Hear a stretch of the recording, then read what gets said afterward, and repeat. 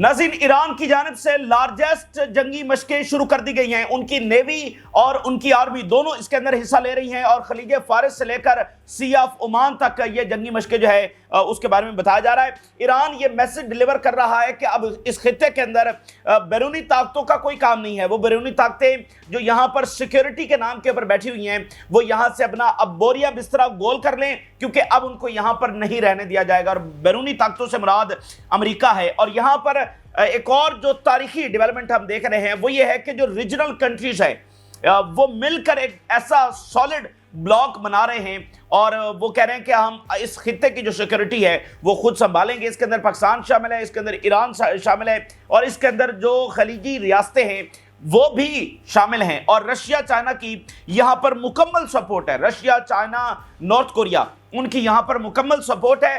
तो middle east में ये तब्दीली बड़ी तेज़ी के साथ आ रही है। इन जंगी मशकों के हवाले से आपके सामने सूरत हाल रखेंगे। ये एक हिस्टोरिक अलायंस है जो यहाँ पर तश्कील पा रहा है। वहाँ गजा से बड़ी खबर सामने आ रही है। 7th एक्सचेंज राउंड हुआ है और एक बार फिर तारीखी मनाज़र देखने को मिले हैं और इसराइल को एक बार फिर शदीद ह्यूमिलिएशन जो है वो उठाना पड़ी है, शदीद एम्बैरसमेंट का सामना करना पड़ा है। उनकी ताकत की एक बार फिर जो है वो धज्जियाँ उड़ाई गई हैं और कैसे उनको इबरतनाक शिकस्त मिली है, इस बात को इस्टेब्लिश किया गया है। इस वक्त नेतन्याहू गुस्से से आग बगोला हो चुका है, तिल मिला चुका है और बहुत सेंसिटिव खबर सामने आ रही है। नेतन्याहू की जानिब से फ़लस्तीनी कैदियों की रिहाई रोक ली गई है। इस वक्त जो खबरें वहाँ से सामने आ रही हैं काफ़ी ज़्यादा आप कह लें कि सेंसिटिव हैं, काफ़ी हसास इस वक्त लम्हा है। रेजिस्टेंस की जानिब से इजरायली कैदियों को छोड़ दिया गया है। आगे से 6 एक्सचेंज राउंड हुए हैं। कुछ ही देर के बाद फ़लस्तीनी कैदी भी रिहा कर दिए जाते हैं, जितने तय होते हैं कि 200 छोड़ने हैं, 400 छोड़ने हैं। तो रेजिस्टेंस ने कैदी छोड़ दिए हैं और वो इसराइल के हवाले भी किए जा चुके हैं, वो इसराइल पहुंच भी चुके हैं, लेकिन फ़लस्तीनी कैदी जो है वो रिहा नहीं किए गए हैं। नेतन्याहू ने उनकी जो रिहाई है उसको रोक दिया है और एक इमरजेंसी मीटिंग कॉल कर ली है।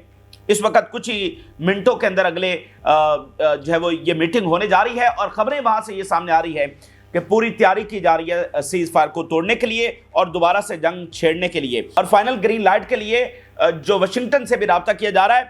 इसी दरमियान इजराइल के अंदर बहुत मैसिव प्रेशर है, नेतन्याहू के ऊपर मैसिव प्रेशर है कि सीज़ फायर को कंटिन्यू रखा जाए, लेकिन नेतन्याहू इस सीज़ फायर को तोड़ने जा रहा है और कोशिश इस बात की कर रहा है क्योंकि नेतन्याहू को यह लग रहा है कि डे बाय डे देर होती चली जा रही है। उसके गिर्द यानी जो शिकंजा है वो कसता चला जा रहा है, उसका टाइम खत्म होता चला जा रहा है। जिस तेजी के साथ खित्ते के डायनामिक्स बदल रहे हैं, जिस तेजी के साथ दुनिया के डायनामिक्स बदल रहे हैं, उसको लगता है कि आने वाला 1 महीने बाद दुनिया और पता नहीं कहां से कहां खड़ी होगी।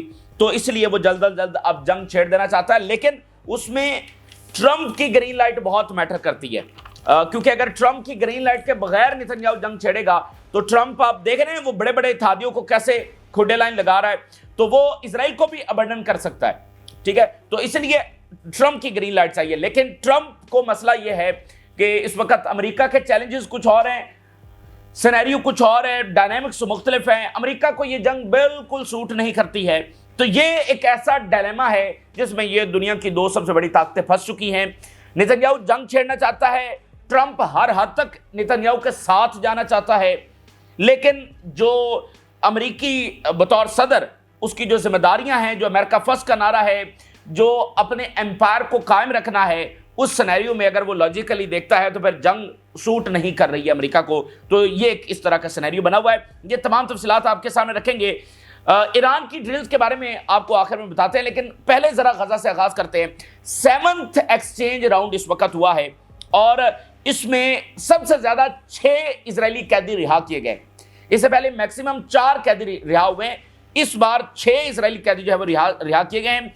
हर राउंड के अंदर नाज़रीन हमने देखा है कि रेजिस्टेंस ने कुछ नया दिखाया, जिस तरह से मिलिट्री परेड की। तो इस 7वें एक्सचेंज राउंड के अंदर भी कुछ नए चीज़ें देखने को मिली हैं और रेजिस्टेंस ने कुछ ऐसे इकदाम किए, कुछ ऐसे मनाजर देखने को मिले कि इसराइल को शदीद तरीन मजीद ह्यूमिलिएशन और एम्बैरसमेंट जो है वो उठाना पड़ी है। और नाज़रीन रेजिस्टेंस ने एक ऐसा काम भी किया है जिसका इम्पैक्ट इसराइल के अंदर बहुत ज़्यादा है और एक ऐसा इम्पैक्ट है जो पूरी तरह से काया पलट सकता है। इस तरह का काम जो रेजिस्टेंस ने किया है वो भी आपको बताते हैं। और पहली बार नाज़रीन ये जो एक्सचेंज सेरेमनी है ये रफा के अंदर रखी गई है for the very first time. 6 जो सेरेमनीज हैं वो और जगहों पर रखी गई थी, लेकिन पहली बार रफा, जहां पर आपको पता है कितने बेदर्दी और जुल्म के साथ इजराइल दाखिल हुआ था और सब कुछ वहां पर मलियामेट कर दिया था, लेकिन मिलिटरीली कुछ अचीव नहीं कर सका था। तो उस रफा के अंदर आज बेसिकली गजा के 2 जगहों पर ये सेरेमनीज रखी गई हैं, एक रफा में रखी गई, एक सेंट्रल गजा के एरिया में रखी गई। अच्छा, जो छठा राउंड हुआ था उसमें एक जो कब्रिस्तान है वहां पर एक मिलिट्री परेड और वहां पर इजरायली कैदियों को छोड़ा गया और एक मैसेज दिया गया कि हम इतनी शहादतें और इतनी कुर्बानियां देकर इस लैंड को छोड़ने वाले नहीं है। तो 6th राउंड जो है वो एक कब्रिस्तान के अंदर और अब रफा के अंदर, जिसको इजराइल वो दाखिल हुआ और सारा जुल्म और बर्बरियत जो है वो आपको याद है। आज बहुत शदीद ह्यूमिलिएशन इसलिए भी उठाना पड़ी है इजराइल को कि आज रफा के अंदर ये देखा गया कि सबसे करीब तर इजरायली आर्मी मौजूद थी। यानी ये ऐसा राउंड हुआ है जिसमें इजरायली आर्मी चंद मीटर के फासले के ऊपर खड़ी हुई थी। अब आप अंदाजा करिए कि ये वो इजरायली आर्मी जो दुनिया की जालिम तरीन आर्मी है, जो किसी ज़ाब्ते, उसूल, लिमिटेशंस, अमान, इबादत गाहें, हॉस्पिटल्स, औरतें, बच्चे, नर्सेज, किसी चीज को नहीं मानती है। सबसे ब्रूटल तरीन दुनिया की आर्मी है और ये पिछले 16 महीने ढूंढ रही थी हमास फाइटर्स को। आज वही हमास कमांडर्स, उनके फाइटर्स सैकड़ों की तादाद के अंदर उनसे चंद मीटर के फासले के ऊपर खड़े हुए हैं और वो कुछ भी नहीं कर सकते। वो इजरायली आर्मी बस दूर से खड़े होकर देख रही है। तो आप अंदाजा करें वो आर्मी, वो सुपर पावर, वो ताकत जो किसी लिमिट के अंदर नहीं आ सकती, एक छोटी सी तंजीम उसको कैसे लिमिट के अंदर लेकर आई है, उसको कैसे घुटने टेकने पर मजबूर किया है, उसको जो है वो अमल दरामद करना पड़ा है। तो ये तो वो आर्मी नहीं है कि जो किसी एग्रीमेंट को या किसी मोरालिटी को या किसी चीज को माने, तो उसको घुटनों के ऊपर लाया गया है। तो ये बहुत गैर मामूली फतह है जो यहां पर हासिल हुई है। 57 इस्लामी मुल्क की आर्मीज, ट्रिलियंस ऑफ डॉलर्स की इकॉनमीज कुछ नहीं कर सकी, तो हमास ने इतना कुछ कर दिखाया। तो ये गैर मामूली चीज है। तो इजरायली आर्मी दूर से देख रही थी। ये सबसे वो लम्हा था इन तमाम राउंड्स के अंदर के इजरायली आर्मी करीब तरीन मौजूद थी। और फिर रफा के अंदर जो फाइटर्स लड़े हैं वो भी वहां पर मौजूद थे, जिन्होंने रफा के अंदर इजराइल का जब सामना किया है। और फिर आज एक बार जो नए इजरायली वेपन्स और वो वाले वेपन जो रफा के अंदर इजरायली आर्मी से सीज किए गए थे, उनका मुजाहरा जो है वो किया गया है। फिर आज एक और बड़ा वाकया देखने को मिला और ये तस्वीर इस वक्त पूरी दुनिया में वायरल हैं।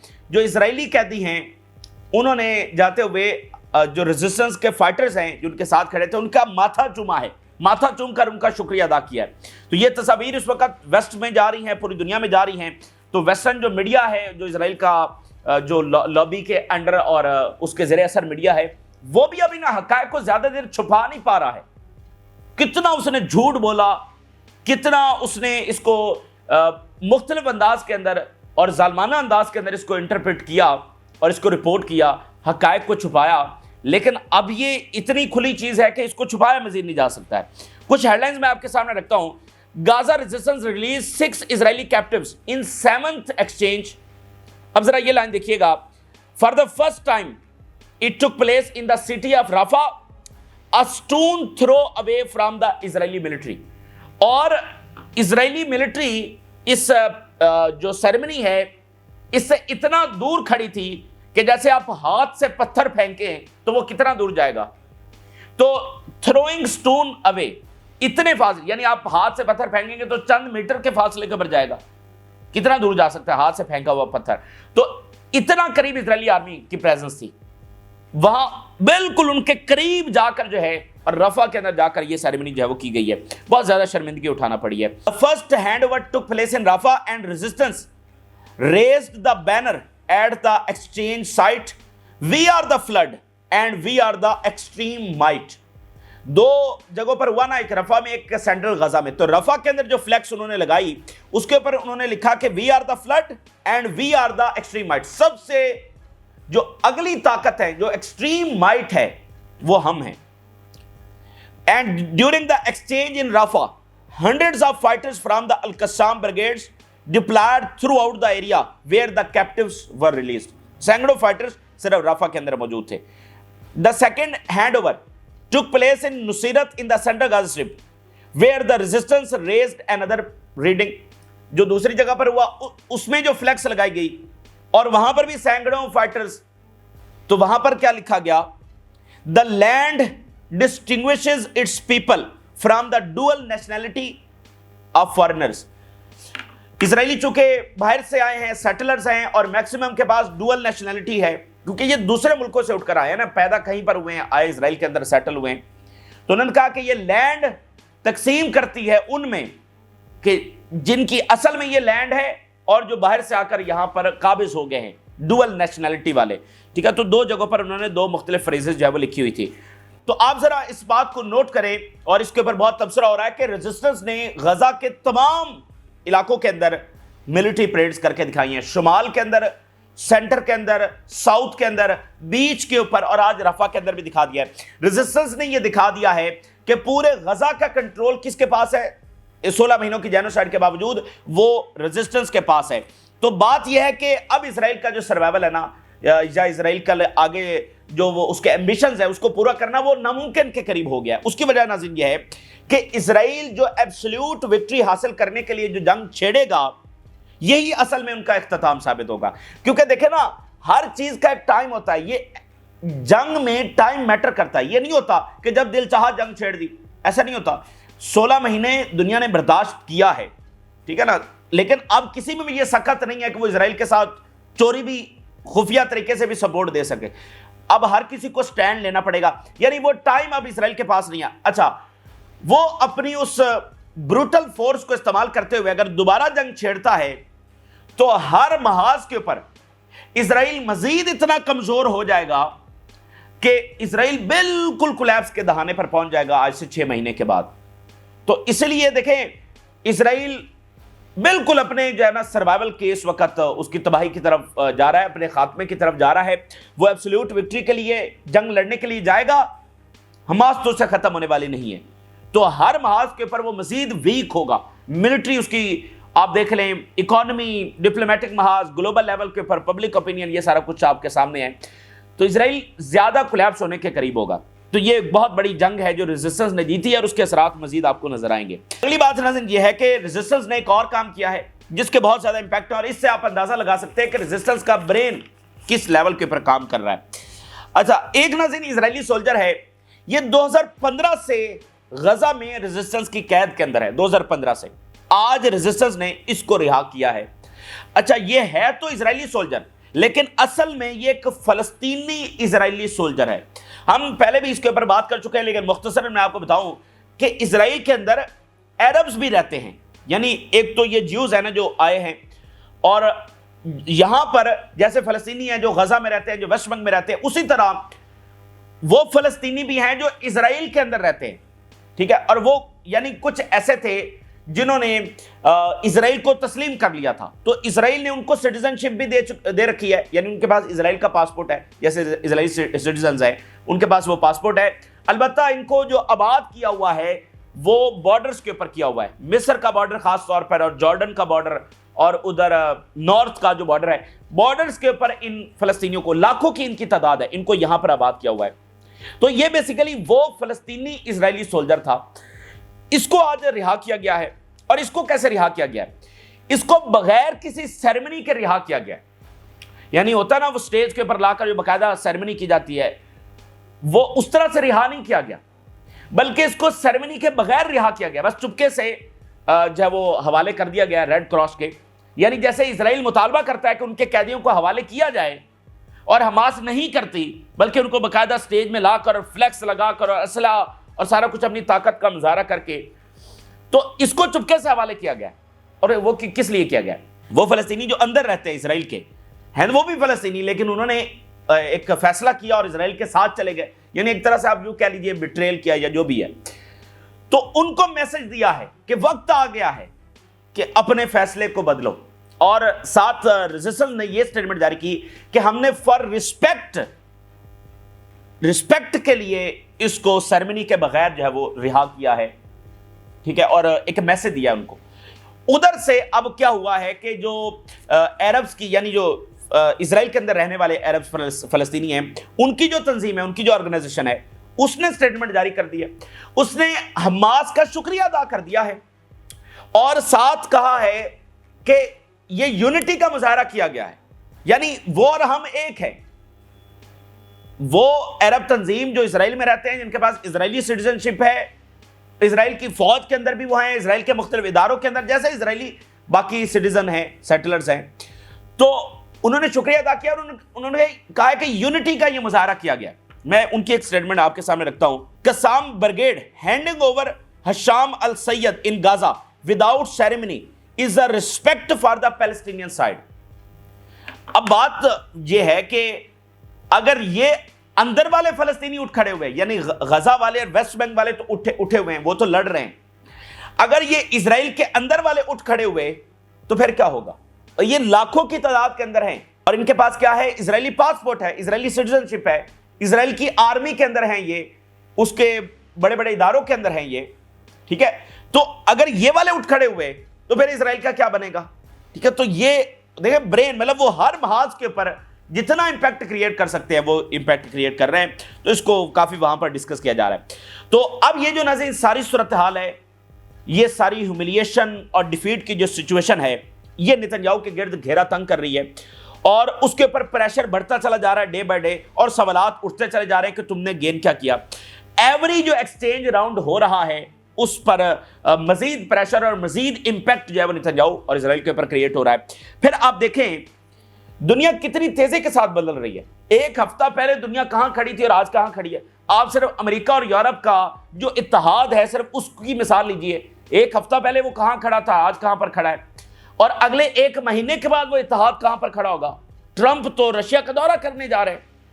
تو کتنی تیزی کے ساتھ چیزیں بدل رہی ہیں. پھر آپ دیکھیے یورپ خود کتنی تنزلی کی ڈکلائن کی طرف تیزی کے ساتھ جا رہا ہے. پھر آپ دیکھیے جو ریجنل الائنس تیزی کے ساتھ بن رہا ہے، ایران، ترکی، عرب ورلڈ، یہ آپس میں جو الائنسز ہیں اس کو آگے بڑھا رہے ہیں، انڈرسٹینڈنگ کو آگے بڑھا رہے ہیں. اور اسرائیل اندر سے پھر دیکھیے کتنا کمزور سے کمزور تر ہوتا چلا جا رہا ہے. نتنیاہو کے خلاف اپوزیشن بڑھتی چلی جا رہی ہے. اسرائیلی آرمی جو ڈیمورلائزڈ ہے مزید ڈیمورلائز ہوتی چلی جا رہی ہے. آپ دیکھیں نا ابھی جو ان کا سائیکولوجیکل ٹریٹمنٹ شروع ہوا ہے تو 1,70,000 اسرائیلی فوجیوں کے بارے میں پتا چلا کہ وہ ذہنی مریض ہیں. تو اس طرح کی رپورٹس آ رہی ہیں تو وہ اور ڈیمورلائز ہو رہے ہیں. تو اس لیے اب نتنیاہو نے وہ اپنے سارے انتہا پسند کابینہ کو بلایا ہے اور ان سے ڈسکس کر رہا ہے کہ مطلب نتنیاہو اور اس کی ساری یہ انتہا پسند کابینہ یہ سوچ رہی ہے کہ ایک مہینے بعد تو صورتحال اور ہمارے خلاف ہو کھڑی ہوگی اور ہمارے ہاتھ سے نکل جائے گی. تو اس لیے جو کرنا ہے ابھی جنگ جو ہے شروع کر دی جائے. تو اس لیے نتنیاہو نے فلسطینی قیدیوں کی رہائی روک دی گئی ہے. یہ بہت سینسٹیو معاملہ ہے، یہ معاہدہ توڑنے والی بات ہے. یعنی ادھر سے فلسطین نے تو چھوڑ دیے اسرائیلی قیدی، لیکن اسرائیل نے اکارڈنگ ٹو دا ایگریمنٹ، اور آج سب سے زیادہ 600 فلسطینی قیدیوں نے رہا ہونا تھا، 600 فلسطینی قیدیوں نے، جس میں 40 لائف سینٹنس والے ہیں اور 50 کے قریب جو لانگ سینٹنس والے ہیں ان قیدیوں نے بھی رہا ہونا تھا. لیکن ان کی رہائی روک دی گئی ہے، میٹنگ بلا لی گئی ہے. ان کی رہائی مکمل طور پہ روکی جا سکتی ہے اور جنگ کا بھی اعلان کیا جا سکتا ہے. لیکن وہ بس یہ فیصلہ کر رہے ہیں کہ کس وقت یہ جو ہے جنگ چھیڑنی ہے، اور سیکنڈ فیز جو ہے وہ کسی طور پر نہیں ہوگا بلکہ جو ہے وہ جنگ ہوگی.